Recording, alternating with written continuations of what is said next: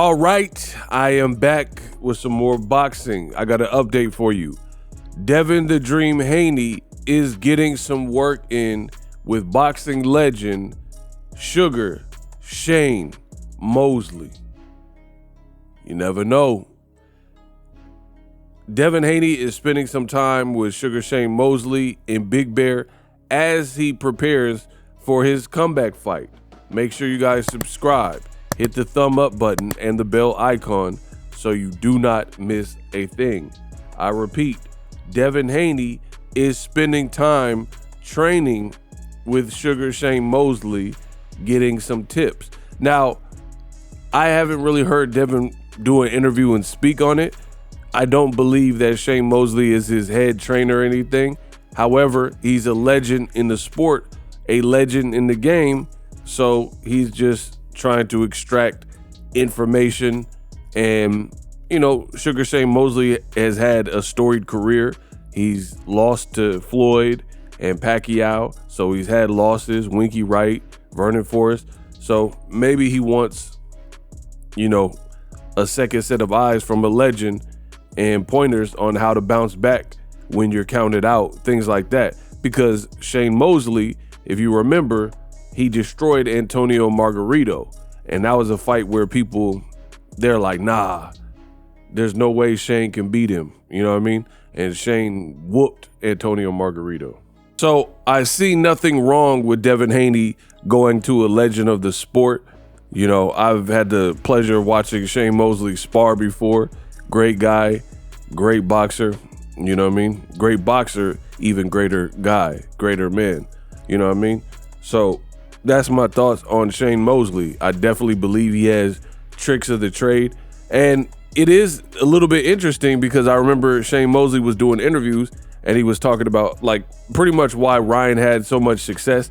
And I think he's pretty cool with Ryan Garcia too, but I don't think he has a horse in the race. He's just giving back to the youth and the younger fighters, and it most likely Devin Haney reached out to him.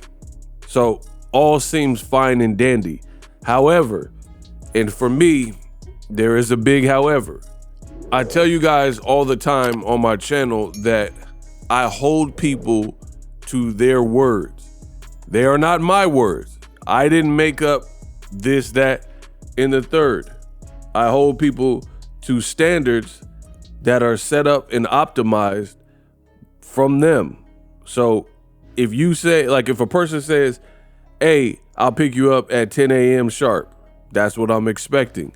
Those are your words. So as a man, I feel it is very important. And I think in our society today, that's something missing with a lot of these young men is a man got to be congruent with what he says. And I think that is lacking with today's youth, especially in the male species, right? Where guys will say stuff like we just seen it with Shakur Stevenson. Shakur Stevenson, he was like, I bow down to no man. I'm Shakur. Get these cowboys out of here. F them. And he had his chest puffed out. Somebody must have talked to him. And then now he's copping pleas, double backing, and talking about, oh, sorry, Turkey. My apologies for overreacting. It was a simple mistake. Da-da-da-da. And I'm talking about within days. This is crazy. Crazy, crazy, crazy stuff.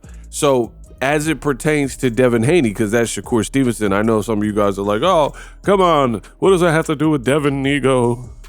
But I think it's still applicable. Again, make sure you guys subscribe.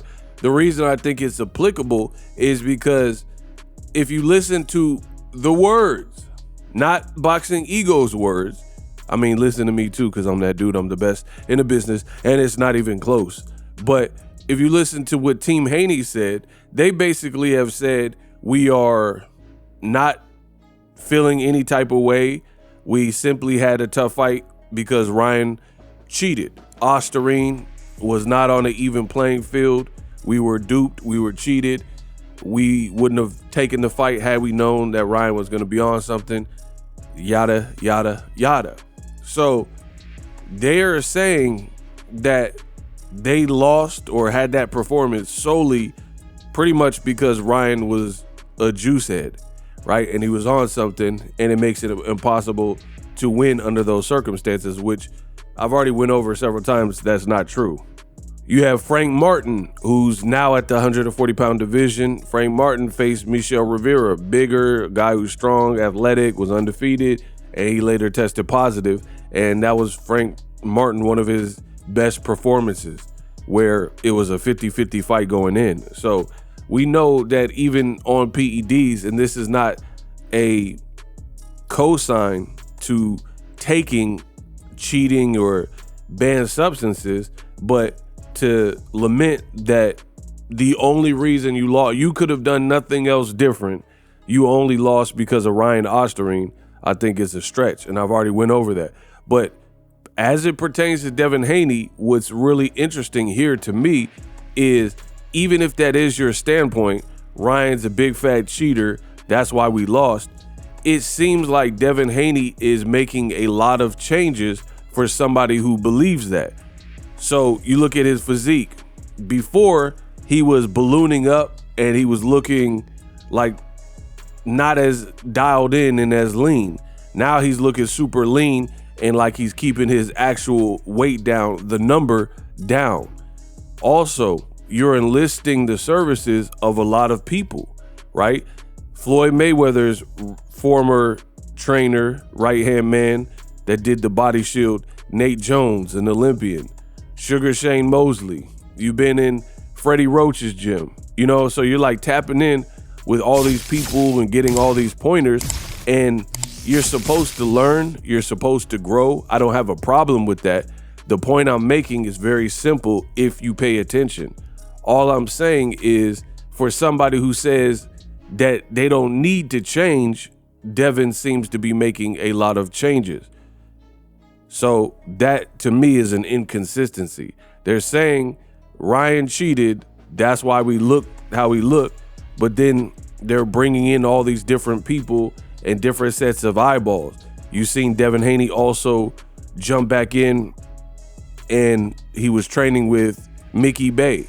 So it's like you really, to me, it's kind of like almost like an insecurity, but you just won't admit it.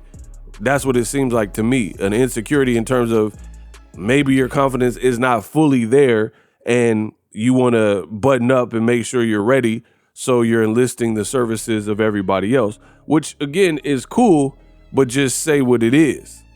For example, let's say I was dating a girl and then we break up and I say, hey, ain't nothing wrong with me. It was all her. The reason we broke up is because she is stupid busy, blah, blah, blah. Right? Cool. But then if I start making a bunch of changes, like going to the gym or change my facial hair or whatever, start cleaning my room or whatever I wasn't doing in the relationship, then that is not true. If you did nothing wrong, then why are you soul searching and why are you changing a bunch of things post relationship? To me, that doesn't make sense. If you know you did nothing wrong and it's all like you guys broke up because she's unreasonable, then you have nothing to change. As the saying goes, if it ain't broke, don't fix it. And that's what I believe in. So to me, the fact that Devin Haney's going through Left Hook Academy and training with Shane Mosley and Big Bear, getting all these people in camp, it shows that something was lost or insecurities were drudged up in the Ryan Garcia fight. So for me, it's going to be very interesting to see how Haney bounces back.